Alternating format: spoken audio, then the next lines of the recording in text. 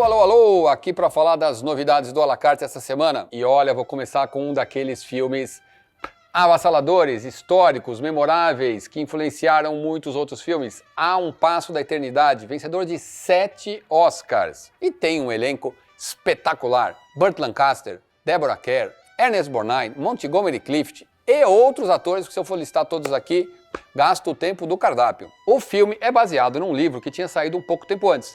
E em função de todo o erotismo e das palavras chulas, afinal de contas a gente tem oficiais, mas também tem aquela soldadesca mais simples, né, com gírias. Muita gente se referia ao livro e ao filme como One Step from Obscenity, que seria traduzido para o português a um passo da obscenidade. Enfim, coisas de época, uma época naturalmente muito mais conservadora, mas mesmo assim capaz de produzir filmes como esses. A história se passa em 1941, quando esse militar é transferido para a base americana em Honolulu, no Havaí. E estamos às vésperas de Pearl Harbor. A gente vai acompanhar então as diversas histórias que se cruzam e entrecruzam lá nesse campo de soldados, oficiais americanos e as diversas relações. Uma outra curiosidade, naquela época tinha muito mais cinemas e os filmes eram lançados com menos cópias, porque tinham muitos filmes para serem lançados. Então eles estreavam nos cinemas lançadores das grandes capitais, depois iam para os cinemas de continuidade das capitais, depois iam para as cidades do interior.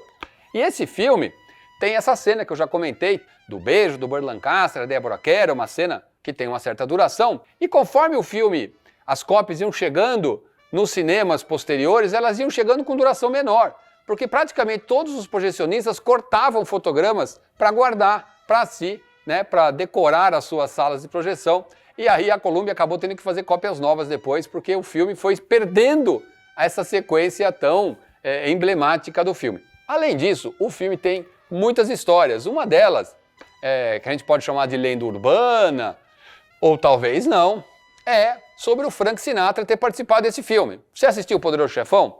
Lembra daquela história que tem um ator que quer trabalhar num filme, e aí o Robert Duvall, que é o faz-tudo do Marlon Brando, recebe a incumbência de ir a Hollywood convencer um produtor, que recebe o Robert Duvall numa mansão gigantesca, e aí diz pra ele que não vai dar trabalho, coisa nenhuma, vocês são uns italianos mal educados, e aí quando ele acorda de manhã tem uma cabeça de cavalo na cama.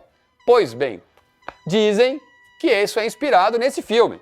E que o Frank Sinatra queria muito trabalhar nesse filme, a carreira dele estava por baixo, ele estava precisando muito de dinheiro e de possibilidades de trabalho, e que os amigos mafiosos teriam pressionado o Harry Cohn da Columbia a contratar o Frank Sinatra. Não se sabe de cabeça de cavalo cortada na cama do Harry Cohn, mas o fato é que ele foi contratado. Outras histórias dizem que foi a Ava Gardner, que era namorada do Frank Sinatra na época e muito prestigiada na Columbia, Harry Cohn adorava a Ava Gardner, que pediu para que ele trabalhasse. Fato é que esse filme mudou a história da vida de Frank Sinatra. Ele ganhou o Oscar de melhor ator coadjuvante e a carreira dele decolou depois desse filme, tanto como ator como como músico. Então, realmente valeu cortar a cabeça do cavalo, se foi essa a história, ou o pedido da Ava Gardner. O fato é que é um desses filmes absolutamente avassaladores, que permanece incrível. Assistam que vocês vão ver a potência desse filme, o que muitas vezes os bastidores ajudam a um filme ficar ainda melhor. A um Passo da Eternidade.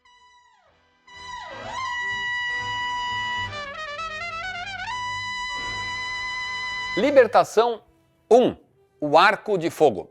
É uma grande produção soviética dos finalzinho dos anos 50, feito para contar a segunda parte, digamos assim, da Segunda Guerra Mundial na União Soviética. Ou seja, quando o exército soviético passou a conseguir responder à invasão nazista. E isso é, de certa maneira, a partir do cerco de Stalingrado e a retirada do exército nazista. O foco desse filme é a Batalha de Kursk, que foi a maior batalha da história de tanques. O número de tanques envolvidos nessa batalha supera qualquer outra da história, mesmo depois da Segunda Guerra Mundial. Foi um enfrentamento entre o exército nazista e o exército soviético, com a vitória dos soviéticos. Para fazer esse filme foi feita uma enorme pesquisa e eles tentaram recriar com o maior cuidado e naturalismo o que acontecia, né, no campo dos soviéticos, no campo dos nazistas, enfim, em todos os lugares envolvidos para culminar na batalha. Um dos cuidados, inclusive, foi ter atores das nacionalidades envolvidas.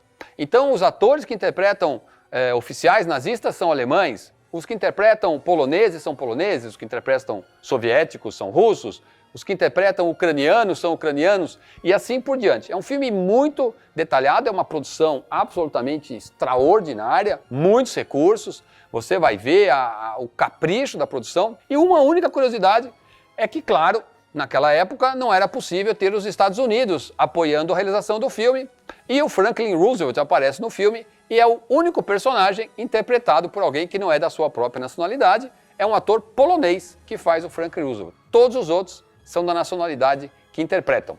Um filmão, uma grande produção, um filme de guerra, se você gosta, prato cheio. Libertação 1, O Arco de Fogo.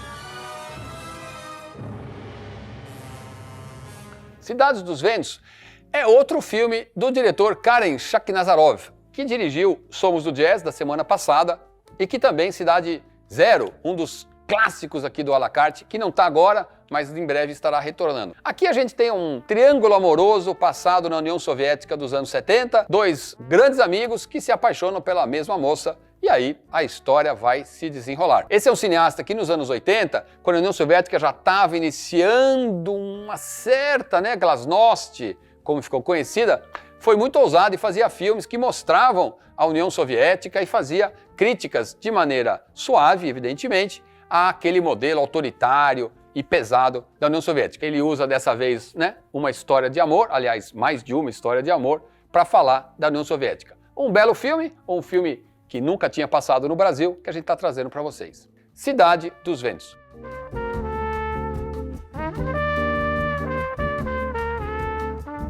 Para completar, mais um Poirot Agatha Christie. Essa semana a gente tem O Sonho. Aqui, um homem que encontra o Poirot e comenta que tem tido esse sonho no qual ele se suicida. E que está muito ansioso com esse sonho que ele tem tido. Sonho ou pesadelo, dependendo do ponto de vista.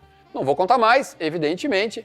Eu não sei vocês, mas eu gosto de assistir episódios de Poirot, episódios de Agatha Christie, ou filmes que tem crime, sem saber nada. Porque se a gente já sabe quem vai morrer, muitas vezes os primeiros 15 minutos foram perdidos. Porque às vezes tem episódios que não morre a pessoa na primeira cena. Demora um pouco, Tem lá um evento, uma festa, as pessoas viajam.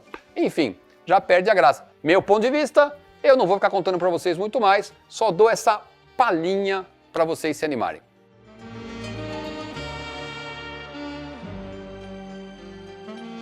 É isso aí. Outra programação bacana para vocês. Tudo isso a partir de hoje, aqui no nosso à la carte.